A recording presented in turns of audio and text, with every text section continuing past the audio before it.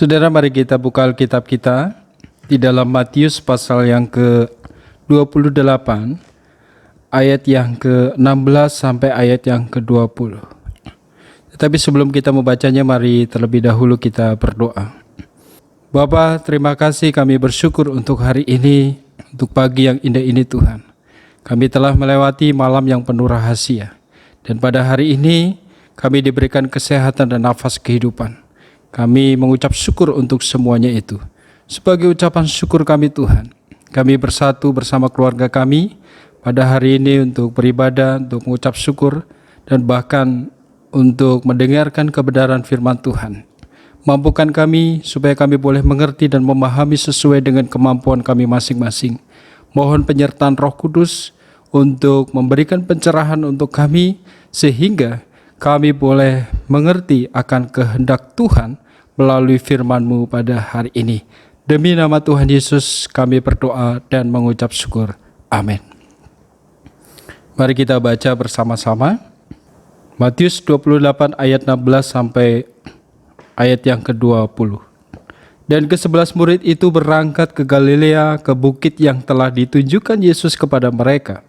Ketika melihat Dia, mereka menyembahnya. Tetapi beberapa orang ragu-ragu.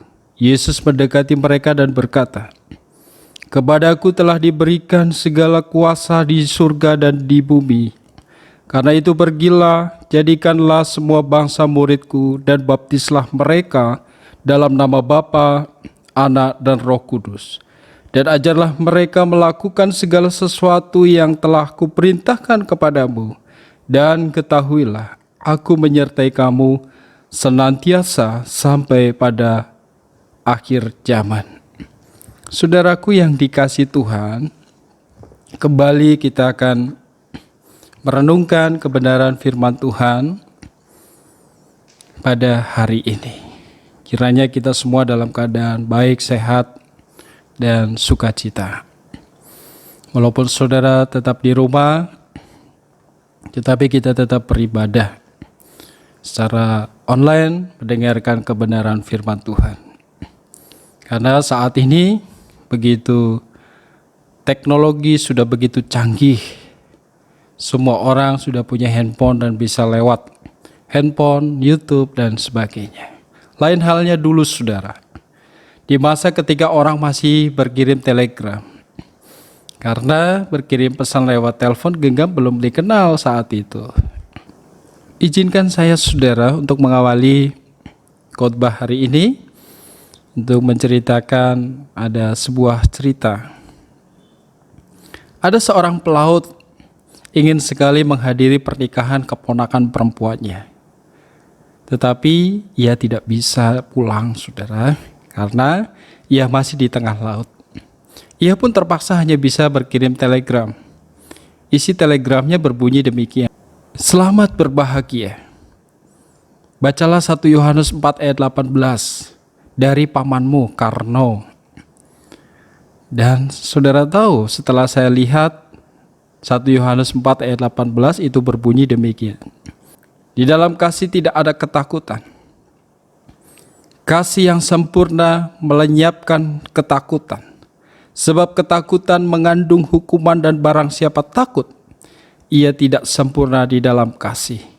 Itu ayat yang bagus ternyata saudara. Masalahnya, pegawai di kantor Telkom sempat redor. Dia tidak mengetik angka 1 di depan kata Yohanes. Akibatnya, 1 Yohanes 4 ayat 8 ditulis menjadi Yohanes 4 ayat 18 saja. Pasti isi ayatnya berbeda. Benar saudara.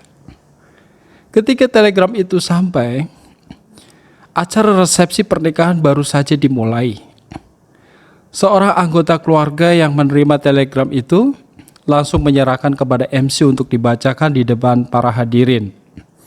Setelah membacakan isi telegram itu, MC pun mengambil Alkitab dan membacakan isi Yohanes 4 ayat 18. Kira-kira apa ya bunyinya di sana? Inilah bunyinya. Yohanes 4 ayat 18. Kata MC kepada para hadirin, "Sebab engkau sudah mempunyai 5 suami, dan yang ada padamu sekarang bukanlah suamimu, dan hal ini engkau berkata benar. Mendengar itu, saudara, apa yang terjadi? Pengantin perempuan itu langsung shock dan jatuh pingsan. Wah, ini keterlaluan benar-benar. Gara-garanya si pegawai Telkom catut angka satunya. Menurut saudara, pengantin perempuan itu shock dan pingsan karena apa ya? Ya, sangat mungkin karena takut. Takut orang banyak yang hadir dalam resepsi pernikahan percaya kepada isi telegram itu. Takut nanti orang-orang ngomongin yang jelek-jelek tentang dirinya. Takut ia tak sanggup tanggung rasa malunya kayak apa coba. Satu kampung tahu, semua yang hadir tahu, orang tuanya pun tahu. Makanya dia pun jatuh pingsan. Berbicara tentang ketakutan, kita semua baik pribadi maupun keluarga selalu saja punya alasan untuk takut. Wajar. Sebagai manusia, takut itu wajar. Namun ketika sedang menghadapi pergumulan berat atau saat-saat ini, pandemi saat ini, kita takut, kita khawatir tentang kebutuhan kita, tentang anak-anak kita, dan sebagainya. Kita seringkali tidak dapat mengendalikan rasa takut kita untuk tetap melihat secuil harapan. Sehingga kita justru terkurung pada rasa takut itu, saudara. Bahkan merasa bahwa harapan kita telah sirna. Melupakan kehadiran Allah di dalam hidup kita. Semuanya terlupakan kecuali hanya rasa takut dan kekhawatiran dan keraguan-raguan. Saudara tahu, kalimat jangan takut muncul sebanyak 365 kali di dalam Alkitab. Saya ulangi. Kalimat jangan takut ternyata muncul sebanyak 360 kali di dalam Alkitab. Artinya apa? Sama jumlahnya dengan hari dalam setahun. Artinya Tuhan ingin kita menjalani setiap hari tanpa ketakutan. Matius 28 ayat 16 sampai 20 sebagai titik tolak perenungan kita hari ini. Diceritakan bahwa di sana Yesus menampakkan diri di Galilea. Lalu murid-muridnya datang berbondong-bondong pergi ke Galilea. Barangkali dia akan menyaksikan yang terakhir sebelum dia terangkat ke sorga. Tetapi mereka sampai di Galilea, banyak yang ragu-ragu. Maka dari itu Yesus mulai berbicara, meyakinkan iman mereka yang ragu-ragu. Lalu Yesus mengikrarkan kembali akan kuasanya, bahwa aku ini diberi kuasa di bumi dan di surga, kira-kira demikian. Menyampaikan janji penyertaannya sebelum dia berpisah.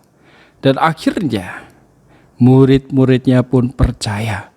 Dan orang yang sebagian ragu pun percaya.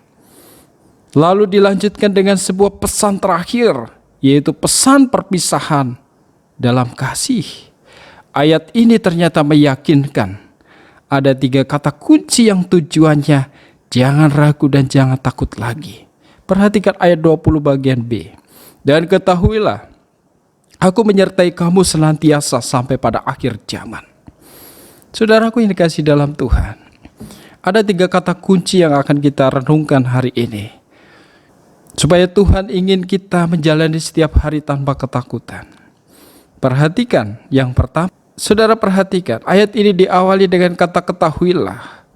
Yang artinya bahwa ini merupakan sebuah kalimat perpisahan dalam kasih, meyakinkan atau untuk menguatkan iman mereka.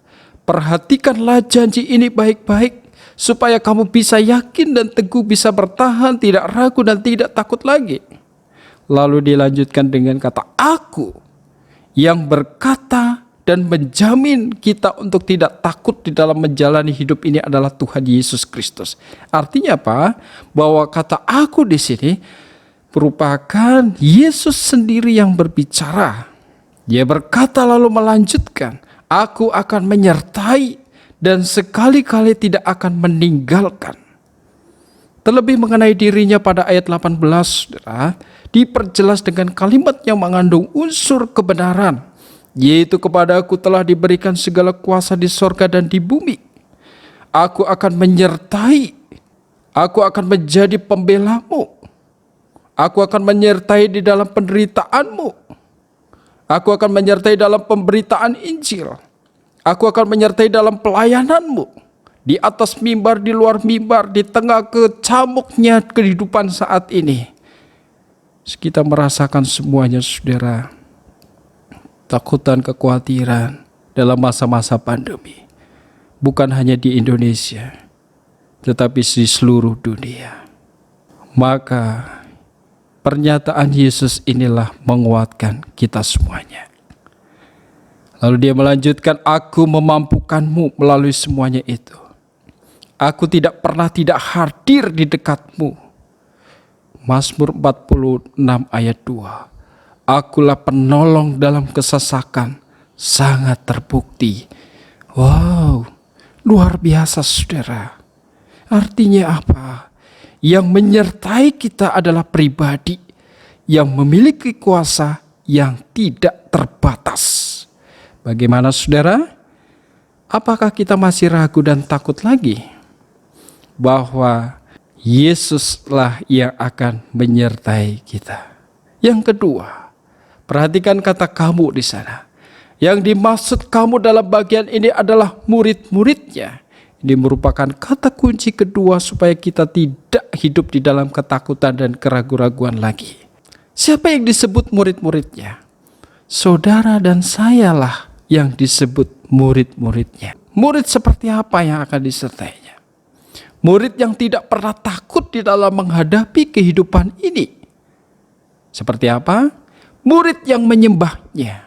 Ayat 17. Murid yang tidak pernah meragukan Yesus. Murid yang mengerjakan bagiannya dalam menjalankan amanat agung Yesus. Dia akan menyertai kita. Amin. Kata kunci yang terakhir saudara, selain aku menyertai kamu, dilanjutkan dengan kata senantiasa sampai pada akhir zaman. Janji penyertaan Tuhan tidak bersifat temporal, melainkan permanen. Hari ini dan sampai selama-lamanya, aku akan menyertai kamu.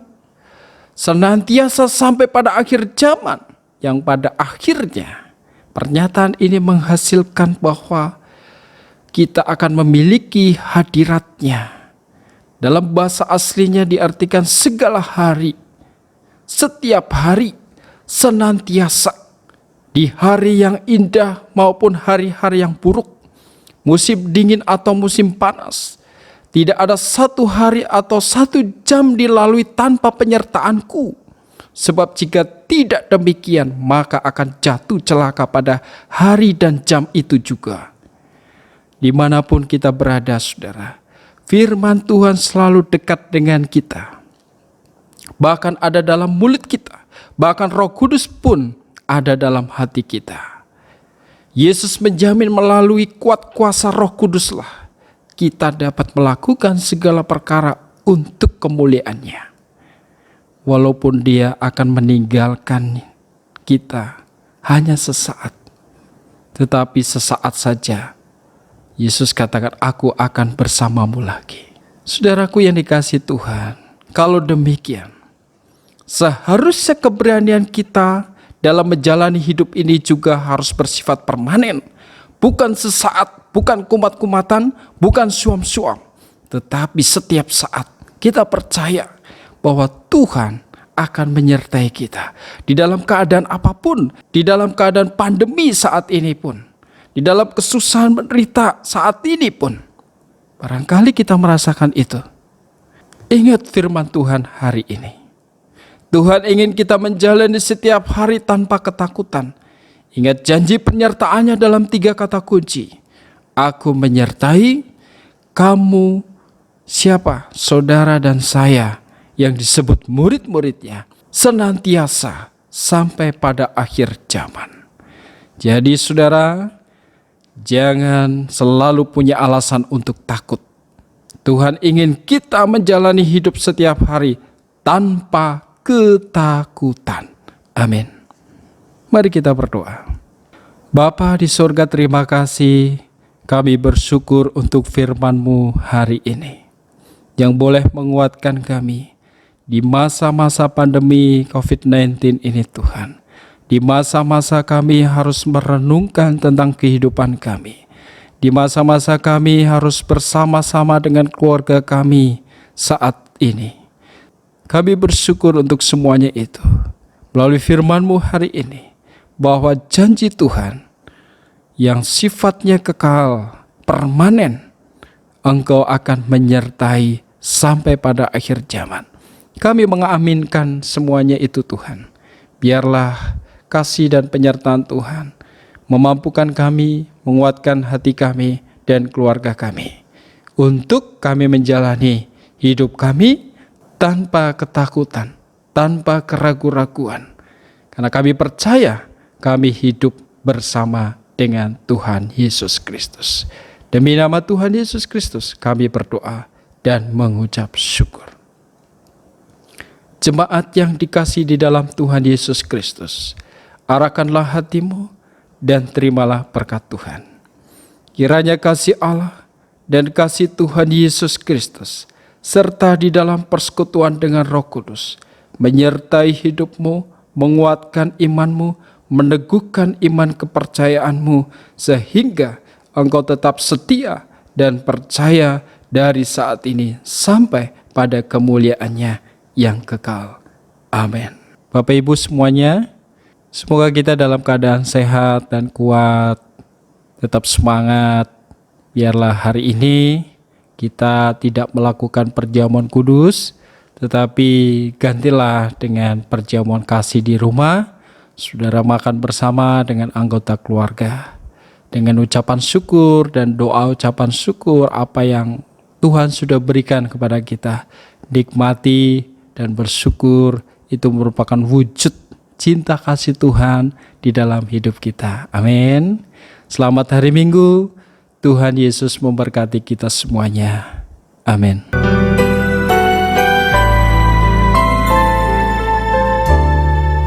Tidak takut, sebab Kau besertaku. Ku tidak bimbang, sebab Engkau Allahku. Engkau meneguhkanku, bahkan menolongku. Kau batu karangku,